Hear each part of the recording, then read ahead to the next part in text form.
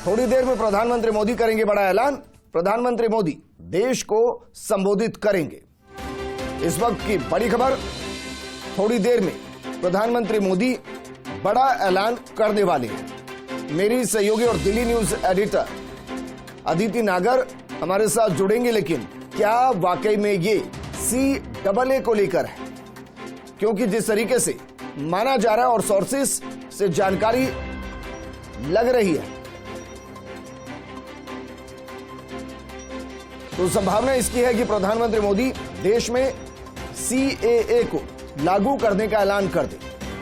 थोड़ी देर में प्रधानमंत्री मोदी बड़ा ऐलान करेंगे। प्रधानमंत्री मोदी देश को संबोधित करेंगे और संबोधित करते हुए देश के नाम क्या संदेश, यह बेहद महत्वपूर्ण रहेगा।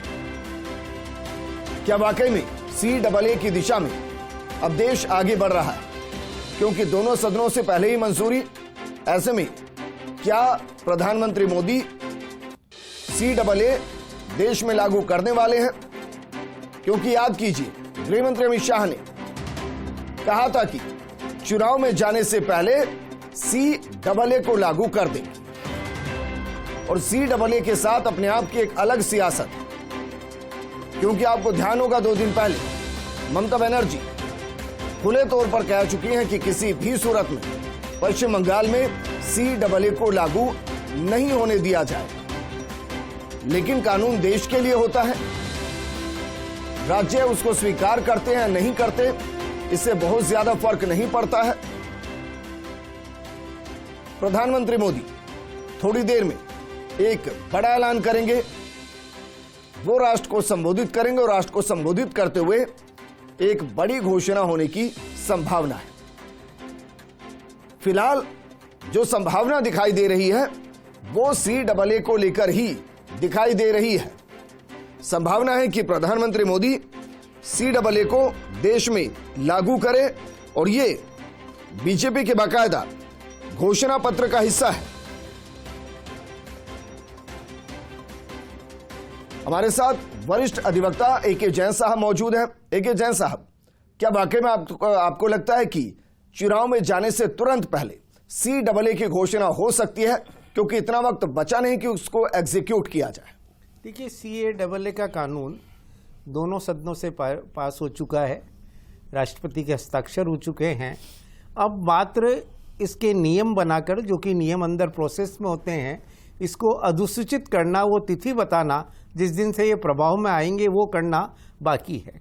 तो ऐसी परिस्थिति में ये सरकार के क्षेत्राधिकार में है, सरकार की पूरी ताकत में है कि वो CAA को किस तारीख से लागू किया जाना है और उसके नियम यदि उन्होंने ड्राफ्ट बना रखे हैं तो उसको नोटिफाई करके और इस नियम को लागू कर सकते हैं और ये घोषणा की जा सकती है। और इस पर किसी प्रकार का, क्योंकि अब कोई कानूनी औपचारिकता इसमें शेष नहीं रही है, न किसी से स्वीकृति की जरूरत है, न किसी विधानसभा या जो लोकसभा राज्यसभा से इस पर किसी पे मोहर लगनी शेष है। इसलिए ये सिर्फ एक सरकार का कार्यकारी फंक्शन है, जो सरकार चाहे तो इसको राष्ट्रपति से भी मंजूरी मिल चुकी है। राष्ट्रपति को उसको जो प्रेसिडेंट अप्रूव कर चुका है दोनों में संसद में पास विधेयकों को।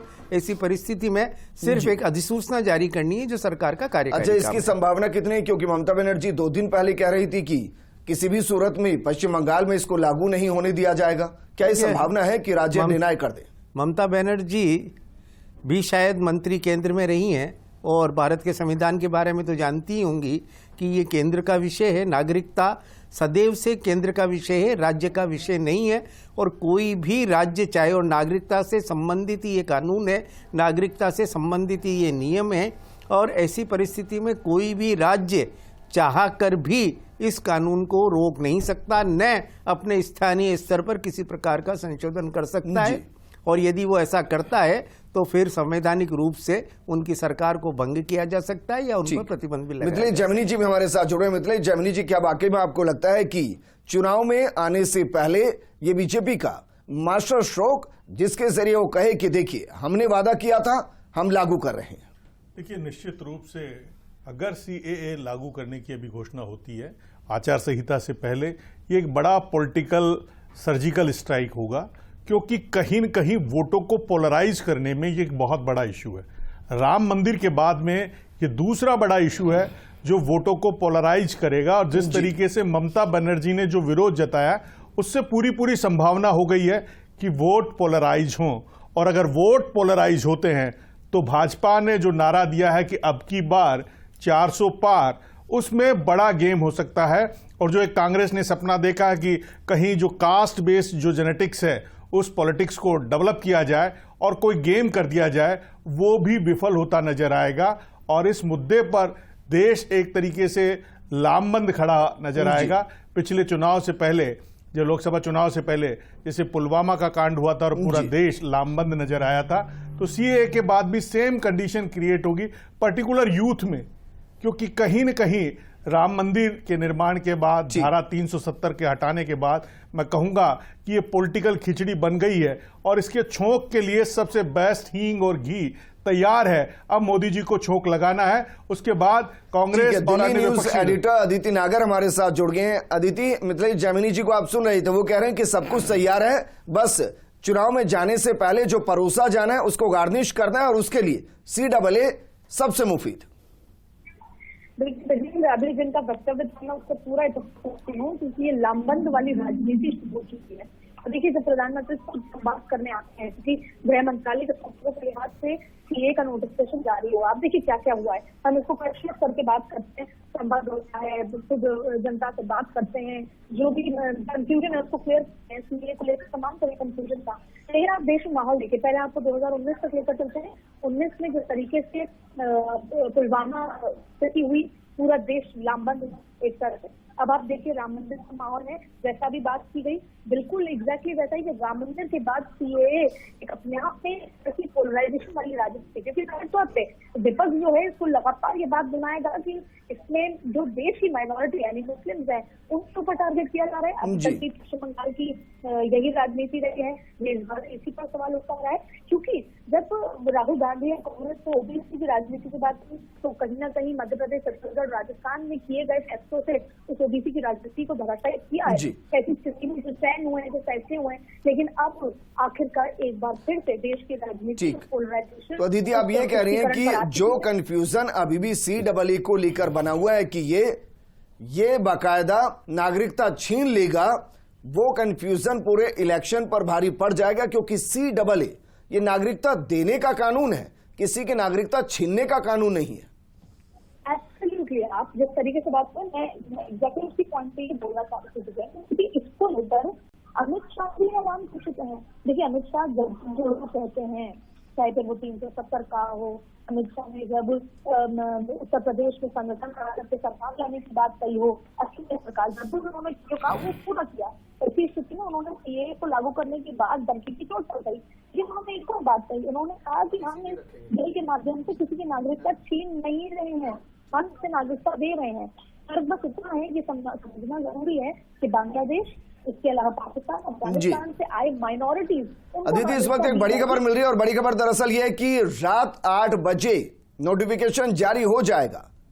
इसको लेकर कोई कंफ्यूजन बची नहीं है। अदिति, बिल्कुल, रात 8 बजे नोटिफिकेशन जारी किया जाएगा। और ये सबसे महत्वपूर्ण बात यह है कि जिस तरीके से प्रधानमंत्री नरेंद्र मोदी ने पिछले दिनों में इस्लामिक कंट्री में मंदिर बनाया, इससे पहले वो मस्जिद मॉस्क होके आया जो सबसे बड़ा मॉस्क था, इसके अलावा 3 तलाक, तमाम तरीके से प्रधानमंत्री नरेंद्र मोदी पूरे विश्व में अपनी एक सबका साथ सबका विकास वाली रखना चाहते हैं। तो जहां पर भारतीय जनता पार्टी ने केरला में मुस्लिम उम्मीदवार भी उतारा, भारतीय जनता पार्टी अपनी राजनीति में शिफ्ट चाह रही है। और वो शिफ्ट में वो ये कन्विंस करना चाह रही है कि हम इससे नागरिकता छीनेंगे नहीं, हम इससे केवल नागरिकता देंगे। और किसको देंगे?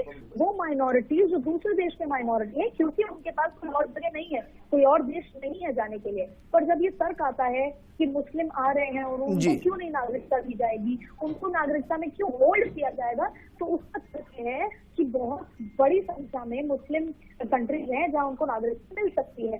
तो ये तमाम तरीके के कंफ्यूजन देश में है, उसको भी प्रधानमंत्री अपने संवाद में दूर कर सकते हैं। लेकिन बात तय है कि देश के गृह मंत्री अमित शाह कह चुके हैं हालिया में भी कि इस 17वीं लोकसभा में सीएए नोटिफिकेशन जारी कर दिया। लेकिन अदिति, उनको भी ऐसा थोड़ी ना है कि भारत नागरिकता नहीं देगा, एक पीरियड है उसके बाद देगा।